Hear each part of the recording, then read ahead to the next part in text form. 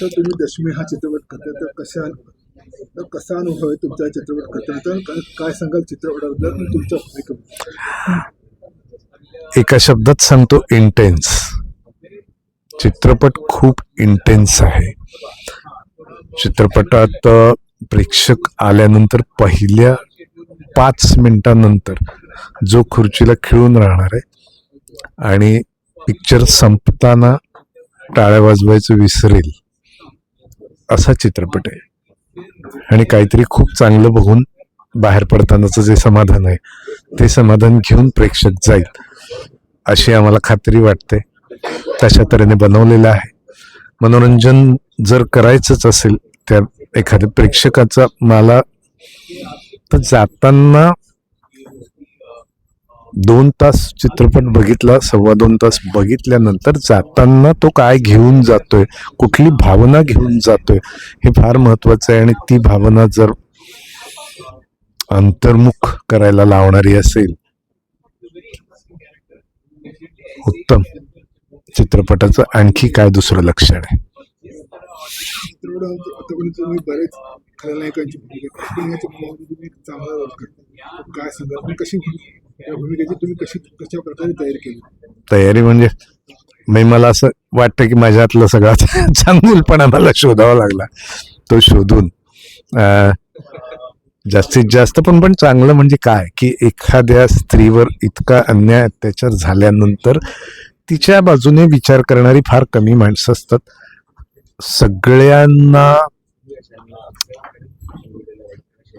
अशा व्यक्तीच्या दुःखापासून म्हणा, अत्याचारापासून म्हणा, त्या गोष्टीच्या अवतीभोवती असलेल्या भीतीपासून म्हणा, संकटापासून म्हणा लांब जायची इच्छा होते आणि ती व्यक्ती एकटी पडते.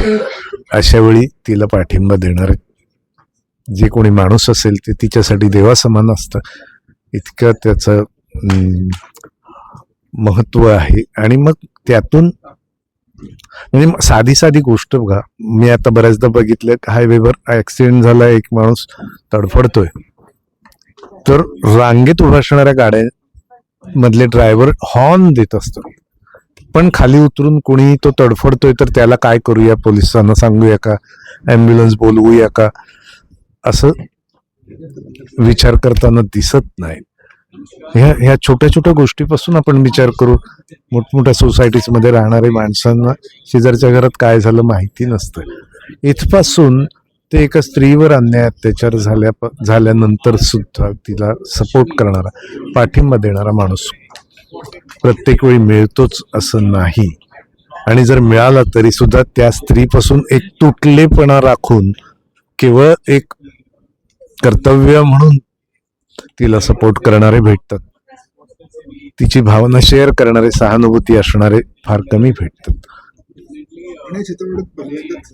दुसरा हा चित्रपट साऊथचे सुपरस्टार रवी सर काम करतात. काय सांगाल त्यांच्यासोबत काम करताना कसं वाटतं? काय साऊथची शिस्त तर आपल्या सगळ्या मराठी इंडस्ट्रीमध्ये ही शिस्त हळूहळू अशी नांदायला हवी.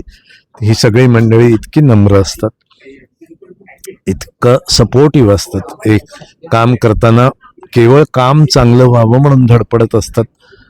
कधीही स्पर्धा करत नाहीत. आपलं आपलं काम करून बाजूला होतात. आणि त्यांना हे कळलंय की सगळ्या टीम मधल्या प्रत्येक माणसाचं भलं, कुणाचाही स्वार्थ काही साधणार असेल तर ती मॅच जिंकल्यामुळे साधणार आहे, फक्त चित्रपट प्रेक्षकांना आवडल्यामुळे साधणार आहे. त्यामुळे बाकीचे छोटे मोठे स्वार्थ वगैरे ही मंडळी त्याच्यापासून फार दूर असतात. आणि ही सगळी गोष्ट आपल्याला शिकण्यासारख्या आहे.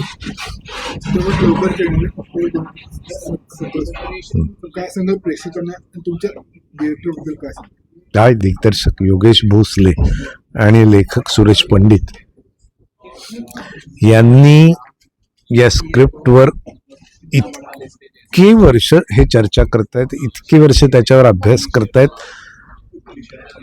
की त्यांना खरं म्हणजे काय काय बोलावं मला कळत नाहीये की जिद्द कशी असते, पॅशन कशी असते.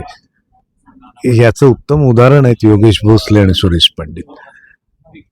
आता एवढी एखाद्या कथानकावर आमच्या पात्रांवर एवढी चर्चा करून एवढा विचार करून जर काही लिहिलंय तर मग आमच्या सगळ्यांची जबाबदारी आपोआप येऊन पडते की आता याला न्याय देण्यासाठी आपण काय करूया. तर लेखक दिग्दर्शक दोघांनाही धन्यवाद. निर्मातेही योगेश भोसलेच आहेत, त्यामुळे त्यांनी आणखी एकदा धाडस केलेलं आहे.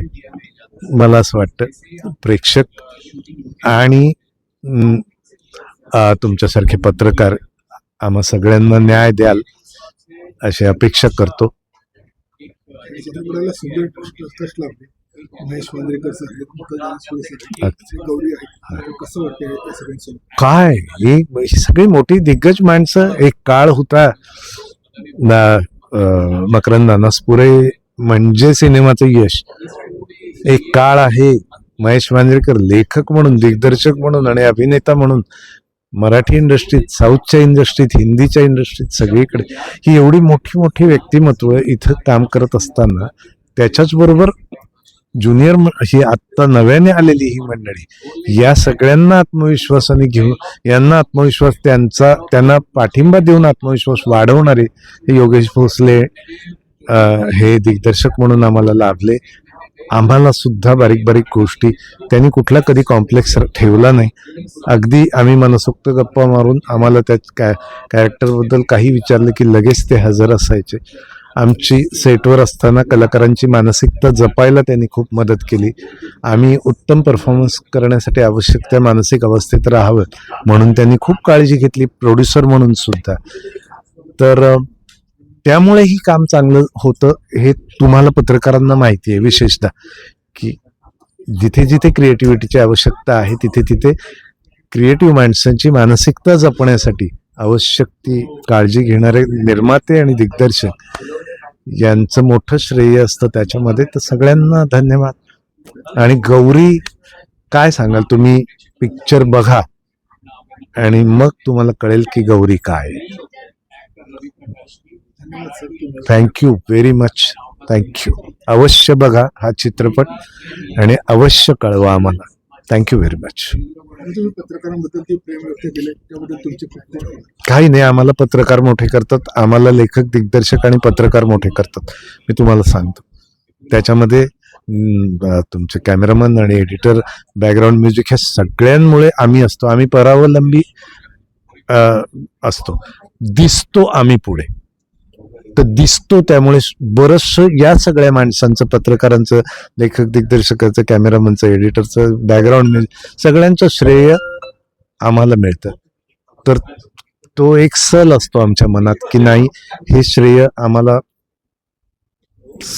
सगळ्यांबरोबर वाटून मिळावं. मी असं म्हणत नाही की आम्ही काहीच करत नाही. आम्ही आमचं प्रत्येक माणूस आपापले 100% देतो, पण दिसताना केवळ आम्ही दिसतो म्हणून पाठीमागच्या कुणाचंही श्रेय हिरावून घेणं मला योग्य वाटत नाही. योग्य त्या माणसाचं योग्य ते श्रेय त्यांना मिळालं पाहिजे आणि योग्य त्या सिनेमाला दाद देऊन आवर्जून मराठी सिनेमा बघून तुम्ही सुद्धा आम्हाला साथ देत असता, मोठं करत असता. त्यामुळे प्रेक्षकांनाही मनापासून नमस्कार. Everybody thank you very much. Thank you.